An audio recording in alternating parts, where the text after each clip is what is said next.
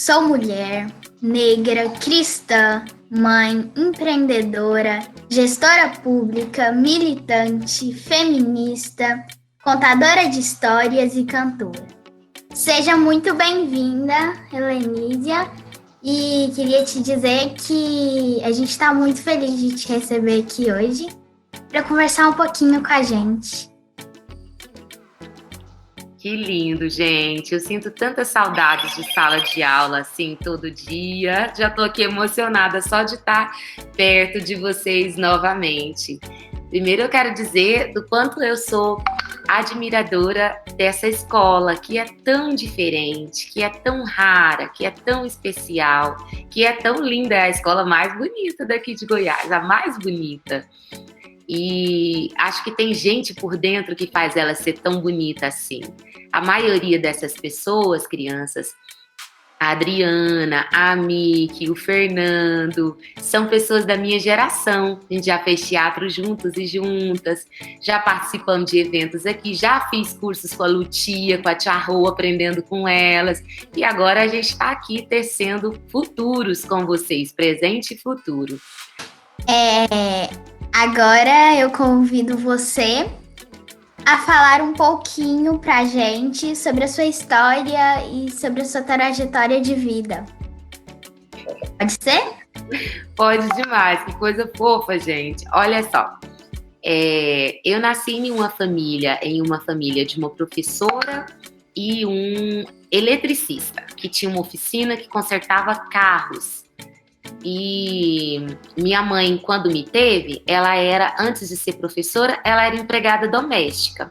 Ela saiu lá de Matrinchã, onde hoje é um quilombo, o quilombo de São Félix. E ela saiu jovenzinha lá do quilombo de São Félix para ir trabalhar como empregada doméstica em Goiânia, na casa de umas mulheres mais ricas e, claro, mulheres brancas lá em Goiânia. E o meu pai saiu também desse quilombo e foi para Goiânia, ainda criancinha, porque o pai dele havia morrido e ele foi entregue para adoção. Então, uma vida de muitos desafios. Ele aprendeu a jogar capoeira na periferia de Goiânia. Para quem conhece Goiânia, tinha um bairro que se chamava Fim Social, que era um dos bairros onde as pessoas mais pobres de Goiânia ficavam. Os primeiros movimentos de capoeira eu aprendi com meu pai, e a torrar farinha, a plantar milho, e a banana. Eu aprendi com a minha mãe, que aprendeu com a mãe dela, lá no Quilombo São Félix. Porque quando eu era da idade de vocês, Ana Luísa, eu já tinha esquecido o jeito que era o meu cabelo, porque minha mãe alisava o meu cabelo desde os 5 anos de idade. Aí eu não lembrava mais como era ter o meu cabelo, que jeito era o meu cabelo. Eu só sabia que eu precisava fazê-lo ficar assim, escorrido, né? Alisado, chapado na minha cabeça, porque eu achava que esse era o único jeito de ser bonita. Eu vim para Goiás porque eu escolhi Goiás. Primeiro eu vim por necessidade. Depois eu aprendi a amar tanto essa cidade, e aprendi a ter tantos amigos e amigas, e escolhi essa cidade para viver e para fazer desse lugar o meu lugar. E é o que eu tenho feito desde os meus 14 anos de idade, quando eu vim a primeira vez. Helenísia, como você se sente sendo a primeira vereadora negra da cidade de Goiás? Aproveite e nos conte um pouquinho sobre sua formação e vida profissional. Eu sou formada na verdade eu fiz 2 cursos aqui, o ensino médio e o magistério. Estudava pela manhã e à noite, durante 3 anos, até entrar na Universidade Estadual de Goiás. Foi um período muito, muito difícil, mas muito, muito importante, porque eu sabia que eu não teria muitas outras chances se eu não estudasse bastante, bastante mesmo. E também porque eu era bastante pobre, então eu lanchava de manhã no liceu e à noite o meu jantar era lá no Jubé. E aí eu tinha que comprar o almoço e o lanche da tarde e a comida do final de semana. Eu vivi assim por quase 3 anos e foi desafiador, mas sobrevivi. E aí depois entrei na UEG, fiz o curso de letras, me tornei professora e tive vontade de aprender outras coisas além de ser só professora. Aí eu fiz um curso, uma especialização, que se chama MBA, que era focado na área de administração. é para quem quer administrar alguma coisa. E aí a área que eu escolhi foi o associativismo, porque eu acredito muito nessa forma da gente trabalhar coletivo, da gente trabalhar cheio de gente junto conosco. E foi muito importante para mim, porque depois dessa experiência, eu vivi a participação na gestão do projeto Mulheres Coralinas, entendi melhor como organizar o quilombo, participei das 2 associações, lá em Faina também, eu organizei a Associação dos Pequenos Produtores Rurais, que tem uma feira que já existe há 6 anos, lá em São Jorge eu organizei a Associação dos Coletores de Sementes do Cerrado de Pé. Então, eu pude viver a experiência de trabalhar com associativismo e cooperativismo, que é esse trabalho por associações, em vários lugares do estado de Goiás. Foi muito bom. E também foi muito bom para eu viver a experiência no CEAM, porque eu estudei, né? Aprendi a trabalhar mais com projetos, a negociar com as pessoas e a entender quando é que eu devo ficar firme numa opinião e quando às vezes é melhor deixar de lado. Isso foi muito importante, juntar o meu conhecimento das letras com essas técnicas de trabalhar com muitas pessoas. E depois eu senti necessidade de fazer uma outra formação, que era a formação voltada para os direitos das mulheres, e principalmente das mulheres do campo. Afinal de contas, eu vim de uma família do campo. Aí eu fiz direitos sociais, direitos humanos, desculpa, eu sempre confundo, é da área de direitos humanos, mas é direitos sociais do campo, pela Universidade Federal de Goiás, aqui o curso de Direito, aqui da cidade de Goiás. E eu considero isso muito importante. Quero voltar a estudar, vou me organizar para voltar a estudar, gente. Eu tenho que fazer um mestrado. Estou aí nesse sofrimento de escolher qual deles eu vou escolher. Preciso voltar a estudar. Sobre a eleição, uma das coisas que eu aprendi é que a vida dá algumas oportunidades para a gente. Outras a gente precisa se colocar para viver essas oportunidades. Dizer assim, poxa, por que é que eu não posso assumir esse lugar? E é importante que desde criança a gente comece a pensar sobre isso. E aí, olha, já tem muito tempo que eu trabalho com essa questão do movimento negro. A primeira conferência que eu ajudei a organizar aqui, que eu estive à frente, foi em 2013 e que foi aí não agora onde vocês estão, mas aí no sentido de escola, que nós não tínhamos nenhum dinheiro para fazer. Aí eu chamei a Lutia, chamei o Máximo, chamei as mulheres e homens que compõem esse grupo, Tia Rô, e perguntei, nós podemos e vocês ajudam a organizar a Conferência de Igualdade Racial aí na Vila? Eles falaram sim. E aí a Rose veio fazer palestra, a Raimunda Montelo, e nós fizemos uma das primeiras conferências do nosso município aí na Escola Vila Esperança. E foi muito importante.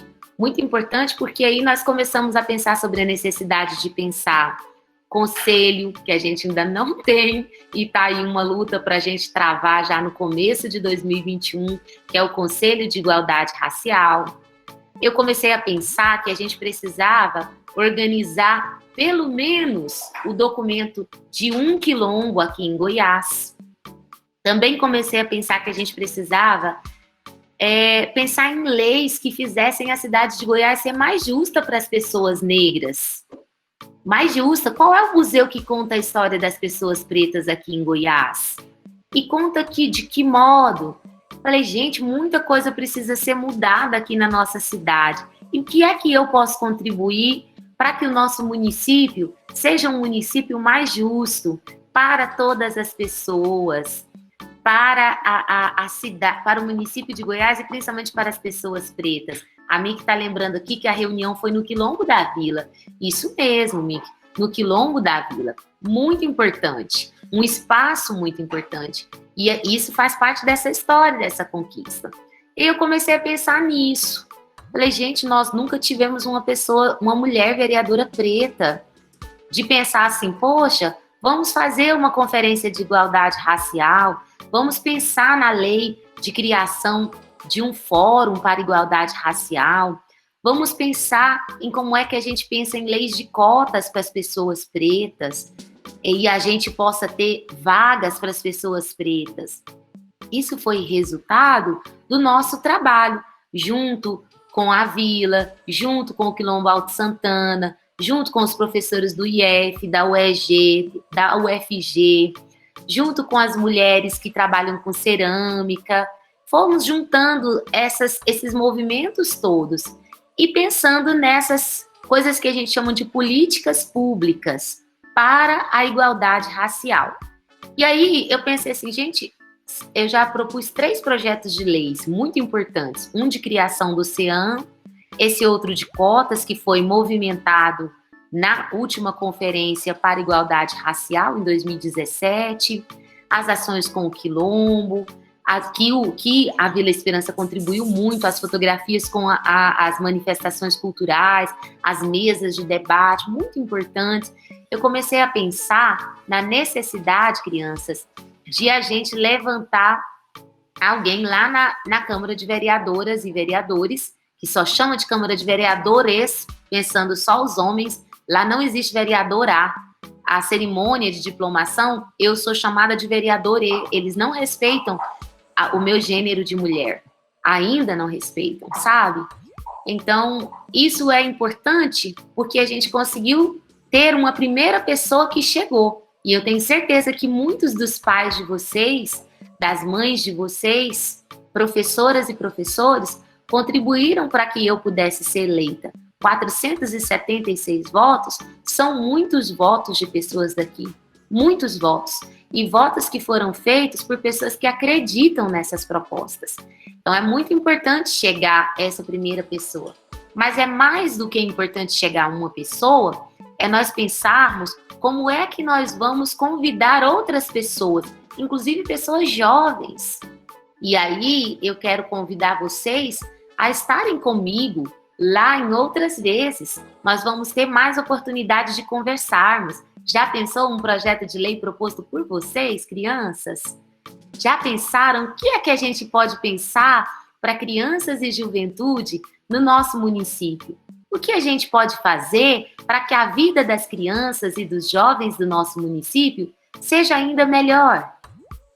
O que a gente pode pensar para melhorar o nosso município? E aí eu quero convidar vocês a estarem comigo nessa jornada, nessa caminhada. É importante ter uma pessoa professora, uma pessoa que se entende, uma pessoa preta lá, para a gente conversar sobre essas coisas também. E pensarmos juntas e juntos como é que nós queremos uma cidade que seja melhor para nós. Eu moro aqui no Parque das Acácias, e sempre que eu vou ao parque, lá tem um parque, eu vejo que o parque está muito cuidado. E eu queria saber quais são suas propostas para isso, como fazer um encontro no fim de semana com as crianças de lá, ou restabelecer o parque, propostas disso, ou é isso. Que proposta mais linda, gente. Olha só, é verdade, o parque de lá precisa de cuidados, mas não é só o de lá, não. Olha, aqui no Alto Santana, por exemplo, não tem nenhum parque para as crianças. Um dos nossos pedidos no plano diretor, que é um documento super importante, que um dia nós vamos conversar sobre ele, que eu acho que todas as pessoas precisam saber o que significa o plano diretor, não aparecia nenhum tipo de ação dessa. E aí eu me comprometi a lutar com as pessoas daqui, fizemos uma reunião igual você está propondo, chamamos as lideranças do município em 2018 e falamos, olha, sabiam que aqui não tem nenhum parque para as crianças? O mais próximo para elas irem fica aqui na Carioca, e quando as mamães chegam cansadas, elas não têm nenhum balancinho para crianças. E agora que a gente vai conseguir colocar um balancinho lá, vai ter balanço, a praça vai ser reformada ainda esse ano, saiu o recurso para poder fazer. E aí é bem isso mesmo, sabe? De a gente ir para o lugar, ocupar o lugar, fazer um videozinho, fazer uma reunião, fazer um documento, assinar, e eu acho que vai ser lindo a gente levar um documento com a assinatura de muitas crianças E eu tô super junto com vocês. Vamos sim pensar nessa, a gente chama de revitalização no caso de lá que já tem a praça. Vamos pensar, vamos assumir esse compromisso de estarmos lá, pedindo isso, e a gente fala de disputar recurso. Vamos disputar o recurso e dizer que queremos que a Praça das Acácias seja uma praça bem cuidada para que as crianças possam bem viver aqui nesse lugar. Conte comigo. Bom, eu tenho uma pergunta para você. Com quanto tempo você foi percebendo a diferença de uma pessoa negra e uma branca, como elas são tratadas diferentes? Com quanto tempo? Olha só, uma criança negra começa a perceber isso desde cedinho. A primeira vez que eu reparei isso foi quando na minha escola eu não pude fazer a peça da escola porque quanto à minha cor. Era uma peça de uma princesa, né, Branca de Neve. Como é que a Branca de Neve ia ser representada por uma menina preta? E antes disso, eu me lembro de as pessoas não quererem pentear os meus cabelos, porque diziam que dava muito trabalho. Era um momento de muita dor, assim. O momento do dia, e como é todo dia, né? Todo dia você precisa zelar do seu corpo, do seu cabelo. Então, essa era uma dor diária. Todos os dias era muito ruim o momento de pentear o cabelo. E eu tinha muita vontade de ter, na minha época chamava belezinha, que era uma franjinha assim, um negócio no cabelo, e eu não podia ter essa franjinha. Aí eu comecei a perceber, Maria Eduarda, a diferença de tratamento primeiro pelo cabelo, lá pelos meus 3 ou 4 anos. Depois, com os 5 anos, eu entrei na escola bem cedinho. Aos 3 aninhos eu já estava na escola. Aos 5 anos eu já tinha eu canto bem, eu tenho uma boa capacidade de memorização, mas a escola não me dava oportunidade para fazer isso. E aí, sabe qual foi o papel que eles me deram? De ser uma moita de capim. Aí a professora pregou em mim um monte de papel picadinho assim, tipo umas franjas. Falou, você fica assim, acocorada aqui e você vai ser a moita de capim. Então foi nesse momento em que eu comecei a perceber, com 5 anos de idade, que não era tão fácil assim ser uma criança preta. E que algumas oportunidades eu não teria por conta da minha cor, do meu nariz e do meu cabelo, principalmente.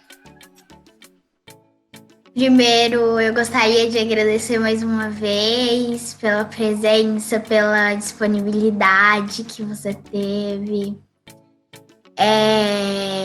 Obrigada por poder compartilhar um pouquinho do que você está fazendo, das suas intenções. E em nome da Escola da Caiodê, a gente te agradece por essa conversa.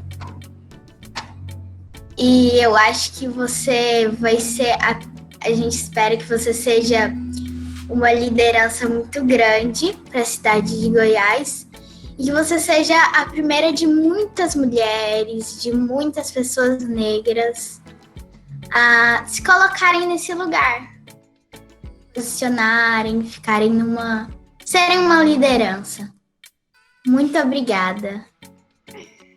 Olha, Yara, você já é uma liderança, você já é uma menina negra forte, uma menina negra que aprendeu o poder da voz. E eu vi muitas crianças aqui com uma fala muito boa. Então eu saio daqui cheia de uma palavra muito bonita, que é esperança. Esperança de que eu, Fernando, Thiago, a Miki, quem mais? Não estou conseguindo ver todo mundo aqui. Veremos essa cidade florescer com muita gente boa, com muita criança que está crescendo, sendo formada de um jeito melhor, com menos dores do que nós vivemos, né, Fernando? Muita opressão, muita dor. E eu me comprometo a buscar uma vivência, um trabalho justo que possa continuar abrindo caminhos, porque para eu chegar hoje aqui, outras pessoas abriram caminhos para mim, abrem caminhos. Outras pessoas pretas compreenderam a importância de votar em uma pessoa preta. E o que eu puder fazer para poder fazer da Câmara um lugar pedagógico, e aí ser uma professora na Câmara, no sentido assim, de inspirar e educar pessoas a participarem da política de um bom sentido, de um bom modo, eu farei.